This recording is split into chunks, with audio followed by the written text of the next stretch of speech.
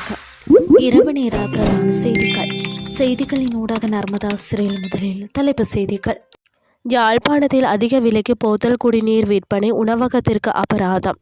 கண்டி யாழ்ப்பாணம் வீதி பகுதியில் இடம்பெற்ற விபத்தில் ஒருவர் பலி. இங்கிலாந்தில் அகதி உரிமை கோருவோரின் எண்ணிக்கையில் சரிவு. இனி விரிவான செய்திகள். நிர்ணயிக்கப்பட்ட அதிகபட்ச சில்லறை விலையை விட அதிக விலைக்கு போத்தல் குடிநீரை விற்பனை செய்த யாழ்ப்பாணத்தில் உள்ள உணவகம் ஒன்றுக்கு யாழ்ப்பாணம் நீதவான் நீதிமன்றம் 9,50,000 ரூபாய் அபராதம் விதித்துள்ளது. நுகர்வோர் விவகார அதிகார சபையின் யாழ்ப்பாண மாவட்ட விசாரணை அதிகாரிகள் மேற்கொண்ட சோதனை நடவடிக்கையின் போதே இந்த முறைகேடு கண்டறியப்பட்டுள்ளது. இதன்போது 1 லிட்டர் போத்தல் குடிநீருக்கு 120 ரூபாய் என நிர்ணயிக்கப்பட்ட அதிகபட்ச சில்லறை விலையை மீறி குறித்த உணவகம் அதனை 200 ரூபாவிற்கு நுகர்வோரிடம் விற்பனை செய்தமை கண்டறியப்பட்டுள்ளது. இதனைத் தொடர்ந்து மேற்கொள்ளப்பட்ட சட்ட நடவடிக்கையின் அடிப்படையில் நீதிமன்றம் குறித்த உணவகத்திற்கு 9,50,000 ரூபாய் அபராதம் விதித்துள்ளது.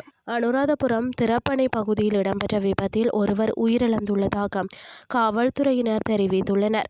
குறித்த விபத்து திறப்பனை காவல்துறை பிரிவுக்கு உட்பட்ட கண்டி யாழ்ப்பாணம் வீதியில் ஞானிக்குளம் பகுதியில் இடம்பெற்றுள்ளது. திறப்பனையில் இருந்து கல்குளம் நோக்கி சென்ற வேன் ஒன்று சைக்கிள் ஓட்டுநர் மீது மோதி விபத்து இடம்பெற்றுள்ளது. விபத்தில் பலத்த காயமடைந்த சைக்கிள் ஓட்டுநர் அனுராதபுரம் வைத்தியசாலையில் அனுமதிக்கப்பட்ட பின்னர் உயிரிழந்துள்ளார். உயிரிழந்தவர் 66 வயதுடைய கல்குளம் பகுதியைச் சேர்ந்த முதியவர் என தெரிவிக்கப்பட்டுள்ளது. வேனின் சாரதி கைது செய்யப்பட்டுள்ளதுடன் திறப்பனை காவல்துறையினர் மேலதிக விசாரணைகளை மேற்கொண்டு வருகின்றனர். இனி வெளிநாட்டு செய்திகள். இங்கிலாந்தில் அகதி உரிமை கோருவோரின் எண்ணிக்கை குறிப்பிடத்தக்க அளவில் குறைந்துள்ளதாக புதிய புள்ளி விபரங்கள் தெரிவிக்கின்றன. ஜூன் 2026 வரையிலான ஒரு ஆண்டில் அகதி உரிமை கோரியவர்களின் எண்ணிக்கை 21% குறைந்து 86,000 பதிவாகியுள்ளது. இருப்பினும் இந்த எண்ணிக்கை 2021 ஆண்டுக்கு முந்தைய சாதாரண அளவை விட அதிகமாகவே உள்ளது. அதேபோல் சிறிய படகுகள் மூலம் இங்கிலாந்தை வந்தடைந்தவர்களின் எண்ணிக்கையும் 23% குறைந்து 33,000 பதிவாகியுள்ளது. இவர்களில் எரித்திரியா, சூடான், ஆப்கானிஸ்தான், சோமாலியா மற்றும் ஈரான் ஆகிய நாடுகளை சேர்ந்தவர்களே அதிகம் என தெரிய வந்துள்ளது. அகதிகளுக்கான விடுதி பயன்பாடும் பகுதியாக குறைந்துள்ளது. கடந்த ஜூன் மாத நிலவரப்படி சுமார் 16,000 அகதிகள் மட்டுமே விடுதிகளில் தங்க வைக்கப்பட்டுள்ளனர்.